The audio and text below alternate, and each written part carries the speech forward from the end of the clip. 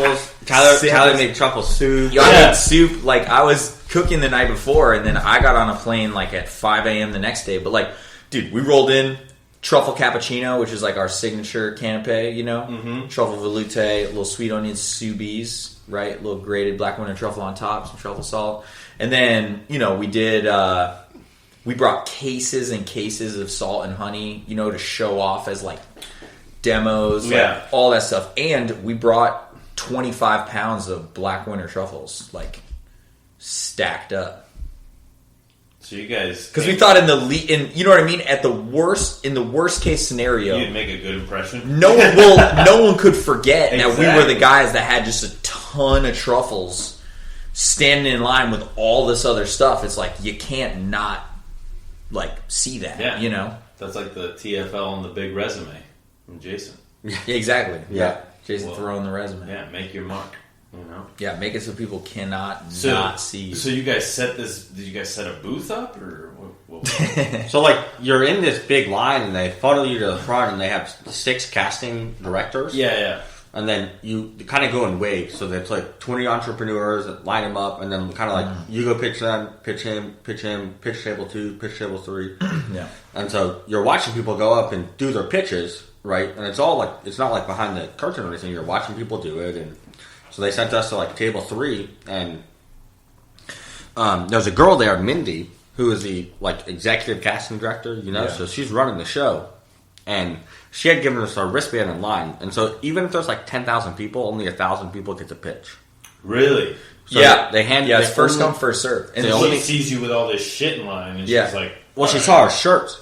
So she hands us a wristband. She's like, Truffle Shuffle from the Goonies. And, you know, she's just talking. And then I was like, yeah, and we got 20 pounds of fresh truffles. And then she stopped, looked at us, and was like, really? We're like, yeah. And she was like, awesome. And then keeps walking. Yeah. And then they sent us to our casting director, right? And we're setting all this stuff up. And then, so basically, we had set it up off to the side, and then we like brought it over, you know? Yeah. And sent us to the casting director, and then she came and sat down next to that person. Yeah.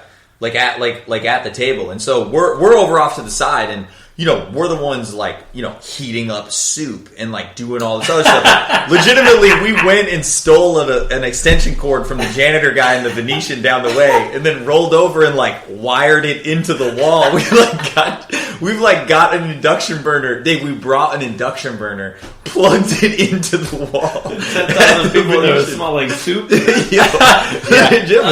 We heat up this soup, and we just this room with thousands of people in it is just, you got this beautiful aroma of this lovely truffle veloute. Wow. Yeah. And then between me and Tyler, when you roll like this, eventually you forget something. And so we forgot a knife for the apples. Yeah, we did. So we kept asking people what they were pitching, because we're trying to find someone that's a knife pitcher. I was pitching a knife. Like, I'll buy you. Right. Yeah, for real. Yeah, we're like, yo, what do you guys got over there? What are you pitching? Well, I got an apple knife, actually. It's got a core in the middle.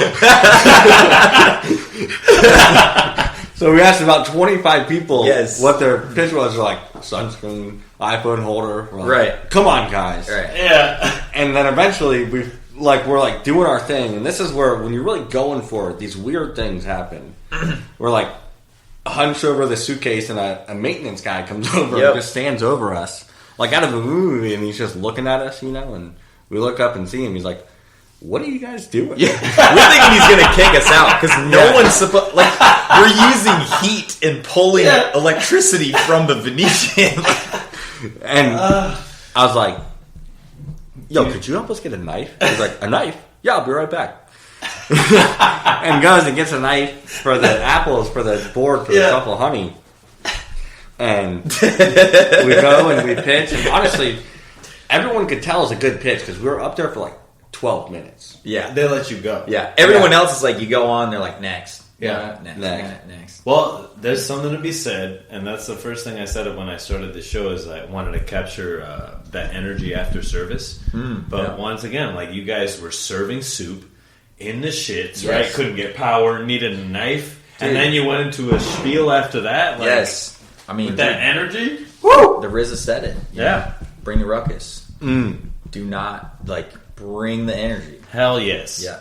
So, you're up there, you pitched, and then is it very just like at the end, it's like, okay, get off the stage, you're done? So you go off to the side, and then basically they're like, okay, so you guys know, if you're going to move to the next round, you'll get a number or a phone call from a 310 number. Mm-hmm. Like, make sure you answer that. We've had people that we tried to call and they didn't answer the phone. Oh. Yeah. Yeah, and we were like... And they what? They would call once? Yes. That's the whole thing. They're like, we don't leave voicemails and we don't call back. You know? So we will call from a 310 number. So we're like, oh, shit. Oh, my God. Right. That's so much pressure. Dude. Do they have both your numbers or just one number? Well, I think they have both. So we didn't know. We had both submitted an application. Right. We're trying to make sure everything was super buttoned up. So we both were just like, anytime the phone rang. Dude, anytime the phone rang, you picked it up. For months. You know what I mean? Like, block number, pick it up. You know what I mean? Like, scam calls, whatever, pick it up. And then when do you finally get the call? How many months after? It was like within 3 weeks. Okay. So we get the call, and then the next round. So we get the call during, this is like January, whenever it was we were doing the, like, what would be the largest trade show of our industry at the time, which was the Fancy Food Show. Yeah. While we were also the like, private chefs for the owners of the 49ers. Okay. So somehow we got linked up with them, and literally we're doing all these events for them. And and we're doing that events at Hoops that you came to. Yeah, that's right. Great event. So it was the week that we had. So basically, to move to the next round, you have to make a video, right? And make this was supposed to be quicker, like a 3-minute video, and submit it like an audition tape, you know.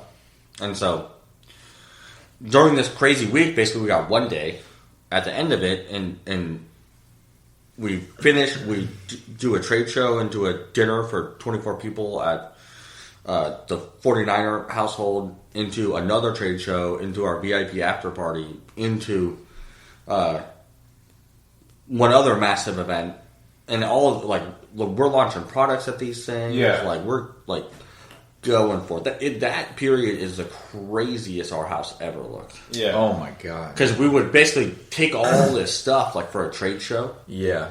And get it all organized, and then come home, dump it in one corner, and then get all the next stuff. For a massive dinner party, and then come home, dump it in the next corner. And then we basically moved all that stuff to one side and set up one side of the house and called this video guy in who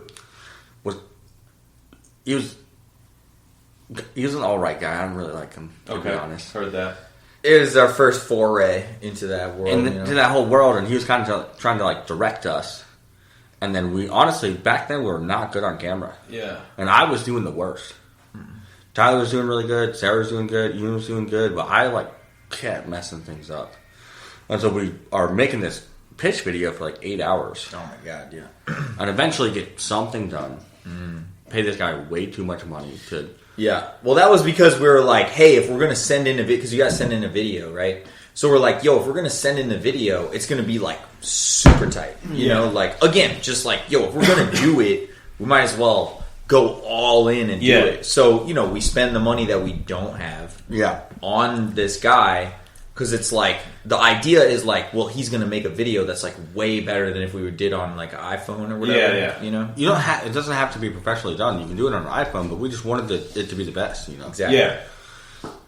And then what did you learn from that experience after doing that? So would you say that you just do your own videos from now on? I don't know if I'd say that. It would be, what we did was, when you have that gut feeling that this isn't enough? Yeah. So we both had that gut feeling. Mm-hmm. So we made another video, and we got spotlights from the neighbors upstairs, and a camera and a tripod, and literally Tyler was the videographer, and then I was behind the video, and we showed him how to make the black truffle soup. And then literally we're all right, and then check this out, and we turn the camera around, and we're yo guys, we're living it. Mm-hmm. Yeah, we're living this right now. Look, I know we showed you guys this video, but this is like where we film this. Like, this is where we live right now. Yeah. We are in startup mode. We're doing whatever it takes to make this happen. Yeah, and at the time, I mean, legitimately, we had, like, our house was just lined with, there was a Metro rack on every wall, and there was cases of product. Yeah, I remember that. Or boxes, or packing tape, or bubble wrap, or you name it. Like, the house was you know what I mean? It was our warehouse or whatever. Like, there was stuff everywhere, man. Yeah. And so we made that video, and then we got a giant truffle, like a $2,000 truffle. Yeah, we hit up our guys and we said, yo, we need you to scour all of France and Spain. Buy the largest black winter truffles that exist on the planet right now. You know what I mean? And if you know the right people, you can get those size truffles. Yeah. Yeah. Whoa. I got our burgers. Oh, it's all good. Go ahead. And so we sent the truffle down, the video down, and the pitch video, and put it into one. And so I think that helped win it over. And then we sent the truffle down, and the thing about sending truffles to people who you need to get their attention is you just put perishable stickers on everything. So these guys are getting, 50 packages a day of, self-cleaning water bottles and bikes and whatever. And we sent down this massive truffle with a perishable sticker on it. So, it piques their interest. They're like, all right, let's watch the video. Awesome. All right, we're going to go to commercial break. All right, we are back from commercial break. We had some food coming, but Postmates fucked us over. Yeah, they did. All right, what did they say? They're here and then they're not here? They're not here. Apparently that's happened before. Now you see me, now you don't. Trickery is what it is. We need to find a better delivery app because all of them do that. Back in the start of the pandemic, I used to order Starbucks coffee in the morning, right? Yeah. Because I was like, I'm not going anywhere. Right. It's like, this is the first time in a long time where I could sit at home, right? And then sometimes it would take an hour and a half to get so the coffee would be cold. And I'm like, I could have just took the 10 minutes to fucking drive there and go get it. Oh my god, man. Oh man. That's awesome. So, we don't know where we were, so we're just going to pick up From the top. Shark Tank, baby! Woo! We won Shark Tank! Oh, yeah, we did. So, you guys pitched this already. You're waiting for the call, I think. That's what happened. And then, who gets the call?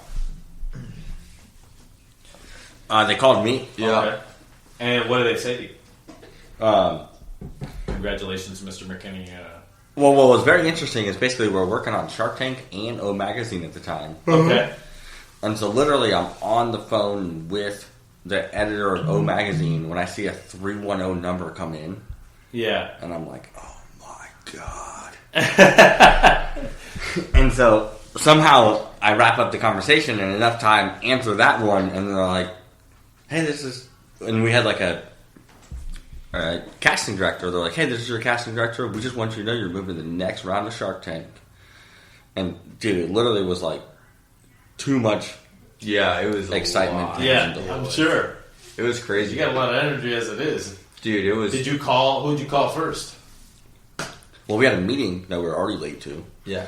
And so the UPS reps were coming to the house, and so... And this is when we're like styling it out, you know what I mean? This is before the meal kits. So we're like, I call up the UPS reps and I'm like, all right, we need to get our warehouse set up. Like, styled out to get shipping out these boxes. They're like, all right, where's your warehouse at? And I tell them the address.